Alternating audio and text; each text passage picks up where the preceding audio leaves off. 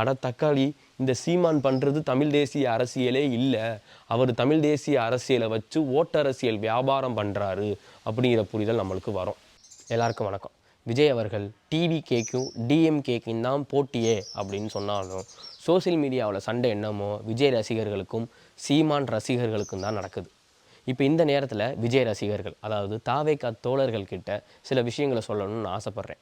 உங்களோட முதன்மையான எதிரி திமுக தான். இருந்தாலும் நீங்கள் நாம் தமிழர் கட்சியை, அதாவது சீமான் ரசிகர் கூட்டத்தை விமர்சனம் பண்ணணும்னு ஆசைப்பட்டீங்கன்னா ஒரு புரிதலோடு பண்ணுங்கள். ஆல்ரெடி உங்களுக்கு அந்த புரிதல் இருக்கும் அப்படின்னு நான் நம்புகிறேன். இருந்தாலும் சொல்ல வேண்டியது என்னோட கடமை, சொல்லிவிட்டு நான் டக்குன்னு ஓடிடுறேன். நீங்கள் எதிர்க்க வேண்டியது சீமான தேசிய தலைவர் பிரபாகரனை கிடையாது. நீங்கள் எதிர்க்க வேண்டியது நாம் தமிழர் கட்சியில் இருக்க சீமான் ரசிகர் கூட்டத்தை, தமிழ் தேசியவாதிகளை கிடையாது.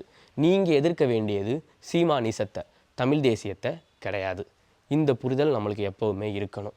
தாவேகா தலைவர் விஜய் அவர்கள் விக்கிரவாண்டி மாநாட்டில் பேசும்போது திராவிடமும் தமிழ் தேசியமும் இந்த மண்ணோட 2 கண்கள் அப்படின்னு சொல்லியிருப்பார்.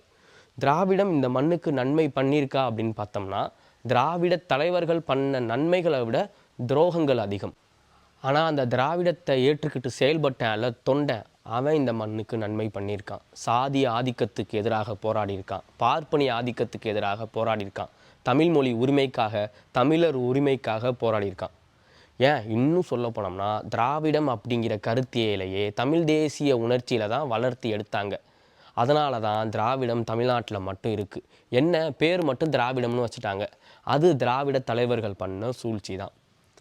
ஆனால் அந்த திராவிடமும் அந்த திராவிட தொண்டர்களும் இப்போ மக்களுக்காக அப்படியே நிற்கிறாங்களா அப்படின்னு பார்த்தோம்னா மெஜாரிட்டியாக இல்லை அப்படிங்கிற பதில் தான் நம்மளுக்கு கிடைக்கும். அதனால் இப்போ நம்மளுக்கு தேவையான அரசியல் தமிழ் தேசிய அரசியல். சீமான் மீதும் யூடியூப் வாடகை வாயன் மீதும் இருக்க வெறுப்பை நம்ம தமிழ் தேசிய அரசியல் மீது காமிக்கக்கூடாது. நம்ம தமிழ் தேசிய அரசியலை பற்றின புரிதலை ஏற்படுத்திக்கணும். தமிழ் தேசியம் சார்ந்த புத்தகங்களை வாங்கி படிக்கணும்.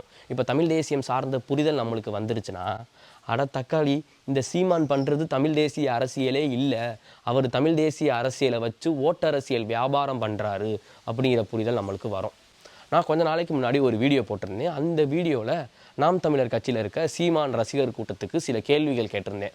அதுக்கு யாருமே பதில் கொடுக்கல. மாறாக சீமானுக்கு முட்டு கொடுத்துக்கிட்டும் என்னையை போட்டு கடிச்சிக்கிட்டு இருந்தாங்க. மறுபடியும் நான் அந்த கேள்வியை கேட்குறேன். தமிழ் தேசியம்னா என்ன? தமிழ் தேசியத்தோட இறுதி இலக்கு என்ன? தமிழ் தேசியம் எதை நோக்கி பயணிக்கணும்? சீமான் அவர்கள் முதலமைச்சர் ஆயிட்டா தமிழ் தேசியம் வென்று விட்டது, ஜெயிச்சிருச்சு அப்படின்னு எடுத்துக்கலாமா? அப்படி எடுத்துக்கிட்டா அதை தமிழ் தேசிய பேரியக்கத்தின் தலைவர் ஐயா பே மணியரசன் அவர் ஒத்துக்குவாரா?